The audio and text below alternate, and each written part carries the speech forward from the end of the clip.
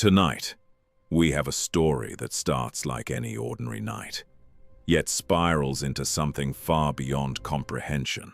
And I promise, by the end, you'll question every sound you hear after dark. In the fall of 2014, a man named Eli was living alone in a modest apartment on the edge of a sleepy college town in Oregon, a place where the streets were quiet. The trees whispered with the wind, and the kind of darkness that gathers around old buildings seemed almost alive. Eli was a quiet, methodical man, working nights as a security guard at a local museum, and despite the calm exterior of his life, he carried a deep fascination for the strange, the unexplained, and the eerie occurrences that others dismissed with a laugh or a shrug. One Tuesday evening, just as the sun had disappeared completely behind the horizon and the streetlights flickered to life, Eli returned home after a long shift, passing through the usual silence of the empty streets, until he noticed something odd. An envelope slid under his apartment door. There was no stamp, no return address, nothing written on it except for a single word scrawled in bold, almost violent handwriting. Watch.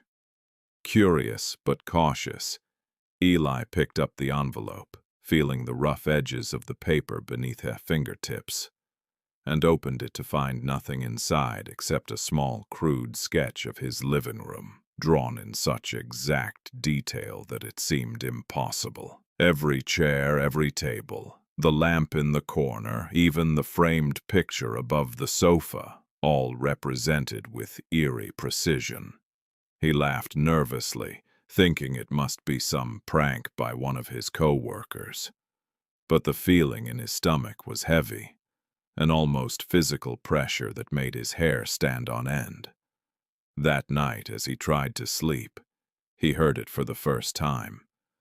A soft, deliberate tapping coming from the living room. At first he thought it was the old pipes or maybe a branch scraping against the window, but the tapping continued, rhythmic, purposeful, almost as if it was a message in code. He told himself it was nothing, that his imagination was running wild after a long night at the museum. But the tapping grew louder, moving closer and closer to the bedroom door. His heart raced, palms sweating, and when he finally mustered the courage to get out of bed and check, the room was empty. Nothing.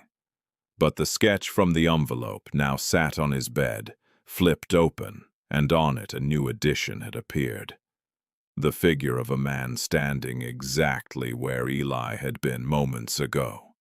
Eyes blank, expressionless, staring at him from the paper with an intensity that made his skin crawl. Panic set in. He tried to rationalize it, telling himself someone had a camera, a projection, a trick, but deep down he knew it wasn't a trick, because the figure moved when he moved, always positioned directly across from him, mirroring his gaze, always watching, always waiting. Over the next several nights, the phenomenon escalated. The tapping turned into footsteps, soft at first, then deliberate, pacing across the living room floor, sometimes stopping at the edge of the hallway, sometimes directly beneath his bedroom door. Shadows danced along the walls in ways that defied the angle of the lamp's light, shapes that weren't there when he turned his head but returned as soon as he focused again. Eli stopped leaving his apartment after nightfall, stopped answering his phone, stopped interacting with friends and co-workers, instead sitting in the middle of the living room with the lights on, waiting for the inevitable. And then one night, just as the clock struck midnight, Eli saw it. An actual human figure, tall and pale, standing at the far end of the room, motionless, watching him. He blinked, and it was gone. He rubbed his eyes, convinced exhaustion and fear had conjured it. but the envelope on the floor had shifted. The figure was drawn there now, closer than before, almost reaching into his space. Terrified, he tried to leave, but when he reached the door, he found it locked from the outside, a faint scratching sound coming from the keyhole, as if something or someone was testing the lock, waiting for him to notice. The next morning, the landlord found the apartment door unlocked. Eli gone, no sign of struggle, just the envelope lying on the floor, opened, with the sketch now blank. Weeks passed and the police found no leads, no evidence of abduction, no trace of the man's life except for the faint echo of his last phone call to a friend saying simply, "It's watching me. It's always watching." Months later, a neighbor reported seeing a man matching Eli's description walking down the street at night, expressionless, staring into the darkness as though expecting something or someone to follow. And the envelope.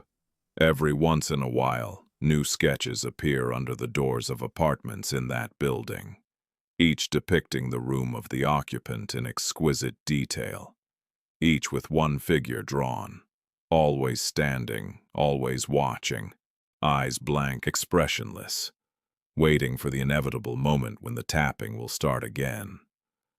People talk about it quietly, sharing the warnings in hushed tones, never posting it online, never making a video. Because those who saw the figure claim that sharing the story aloud might just make it aware of them that attention is what it feeds on, that curiosity is the invitation it's been waiting for. And so, if you happen to live alone, and one night you hear a soft tap, tap, tap against your door, or notice a piece of paper slid under your threshold with a sketch of your living space, know this. You are not alone, you are being watched, and the longer you ignore it, the closer it gets. Because some things don't need a reason, some things don't need a form, and some things, no matter how impossible it seems, can see you, know you, and wait until it's too late.